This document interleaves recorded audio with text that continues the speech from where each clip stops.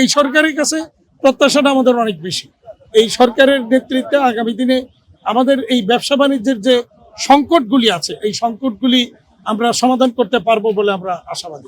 এই ব্যাপারে আমরা ইতিমধ্যেই আমরা কয়েক দফা মিটিং করেছি। সরকারের বিভিন্ন সংস্থা, দপ্তর, তারপরে শিল্প, পুলিশ, কলকারখানা অধিদপ্তর, শ্রম মন্ত্রণালয়, তারপরে আইন শৃঙ্খলা রক্ষার অন্যান্য যতগুলো ডিপার্টমেন্ট আছে সবার সাথে আমরা মিটিং করেছি। না, বিষয়টা নিয়ে আমাদের আমি ওই দিনও গত কয়েকদিন আমি বলেছি, ওই দিন মিটিংও বিষয়টা বলেছি যে বিষয়টা নিয়ে আমাদের মধ্যে অনেক তীব্র প্রতিক্রিয়া তৈরি হয়েছে। কারণ শ্রমিকদের বেতন দেওয়ার যে বিধানটা আপনারা জানেন যে 7 কর্মদিবসে বেতন দেওয়ার কথা, এখন 28 তারিখে কেন বেতন দিতে হবে এটা কিন্তু যৌক্তিক না বা আইনসঙ্গত নয়।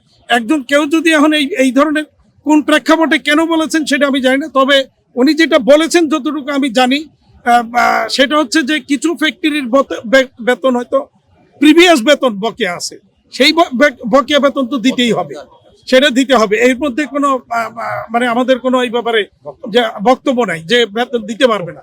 তবে কিছু কিছু ক্ষেত্রে আপনারা দেখেছেন যে সার্ভিস বেনিফিট নিয়ে, শ্রমিকদেরকে সার্ভিস বেনিফিট দেওয়া নিয়ে সমস্যা তৈরি হয়েছিল।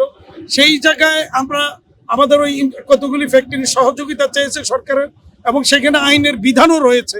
সেন্ট্রাল ফান্ডে একটা সুযোগ কিন্তু সেখানে আছে, সেখান থেকে তারা সহযোগিতা চেয়েছে। সেটা ইতিমধ্যেই শ্রম মন্ত্রণালয়ের সেই সেন্ট্রাল ফান্ডের কমিটিতে বসে আমরা সমাধান করেছি, আমরা সেখানে লোন দিয়ে সেই জায়গাটা করেছি।